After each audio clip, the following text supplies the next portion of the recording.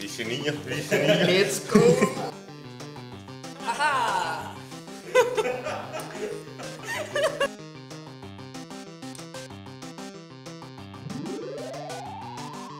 Jeg valgte at gå på Game College, fordi jeg var sådan lidt skoletræt. Og så synes jeg, at det der med at have computerspil ind over skolen, det kunne ligesom lette skolebyrden en lille smule i hvert fald.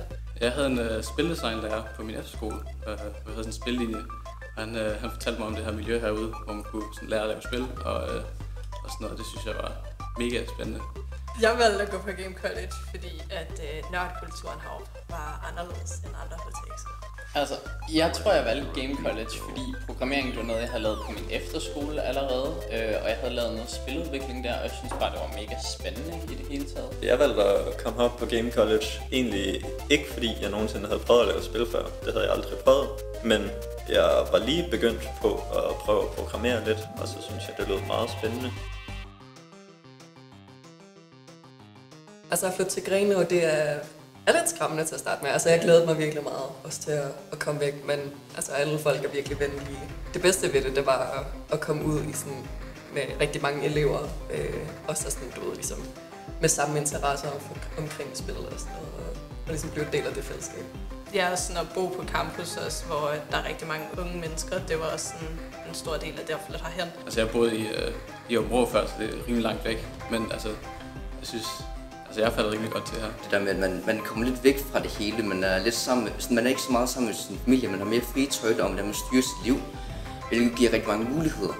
Men det kan også være lidt stressende på en måde, det der med, at man skal holde styr på det hele selv. Dog er skolen og campus rigtig gode til at hjælpe. Det bedste ved skolen, det er jo nok det, at fagene de får spil indover. Game ses i næsten alting her på skolen. Vi arbejdede med Portal 2-spillet i vores danskundervisning, hvor vi ligesom fik lov at analysere det, og det var et spil, som størstedelen af os kendte og elskede. Vi havde et fysikforløb, hvor vi på et tidspunkt skulle udregne sådan en isklump, som Luigi var blevet fanget ind i. Men man kan også komme med det mere kæledækkende svar, og sådan, jeg synes faktisk, der er nogle virkelig fede lærere. Det er fællesskabet både mellem klasser og i klasserne. Ja, jeg er enig. Altså, alle vores klasser har næsten samme interesser inden for gaming, og så man kan virkelig bare komme, man kan snakke med alle, og ingen føler sig udenfor, og det er egentlig bare et fedt fællesskab at være en del af. De værktøjer, vi har brug for til at udvikle projekterne, dem har skolen til rådighed. Jeg fokuserer rigtig meget på VR-udvikling, virtual reality, og der har skolen masser af headsets til rådighed, som jeg kan bruge til at udvikle med. Jeg følte, der var lidt mere sådan en omfavnende kultur her, hvor der også var mentorordning, og masser af lærere bare inden for den første uge sagde, hvis der nogensinde er noget, så kommer jeg bare og snakker med os.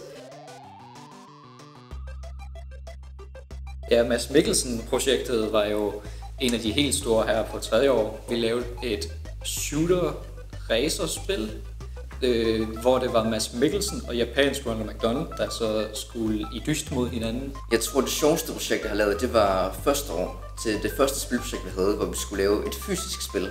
Der lavede vi sådan en form for plade, hvor vi havde en fidget spinner til at sidde i midten af, som du så skulle spinde så hurtigt du kunne, og så fik du en high score, alt efter hvor hurtigt du kunne spinde den. Det skødeste projekt, jeg har lavet, det var i hvert fald i dette uge, hvor vi skulle lave et arcade-spil, hvor min gruppe så valgte at lave sådan en Dance Dance Revolution-agtig, men med knapper og alle knapper, vi kunne finde.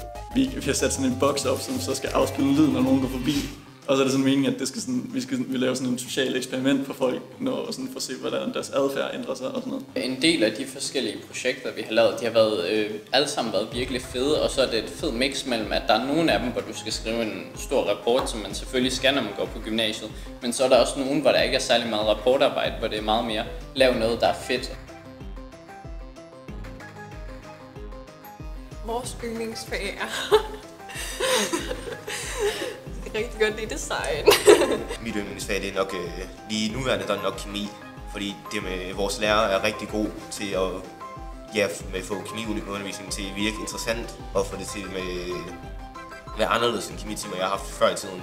Jeg synes især, altså hele sådan en procestænkning, der er i design, er fedt ligesom at få tæt på kroppen. Fordi det gør også, når man så senere gerne vil lave nogle personlige passionsprojekter, så kan man sådan faktisk tage på nogle af den erfaring, man har, og så bruge det i virkeligheden. Jeg vil også sige, kemi det er mit yndlingsfag, som det er lige nu. Altså nu har jeg aldrig rigtig været god til det naturfag, men vores kemilærer, han er bare så fantastisk, og han får sjov i undervisningen, og det gør bare, at man er meget mere motiveret for at lære noget. Hvis jeg kan blande to meget ens fag, tror jeg vil sige teknologi med KOM-IT. Mest fordi, at der er sådan en stor frihed i, hvad man laver.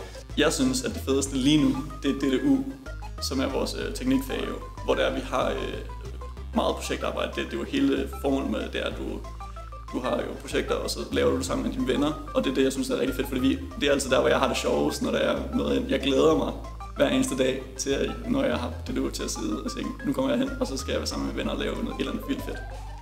Tak for hjælp. Det var det. Ja. Så håber vi får noget godt kast her. Game over.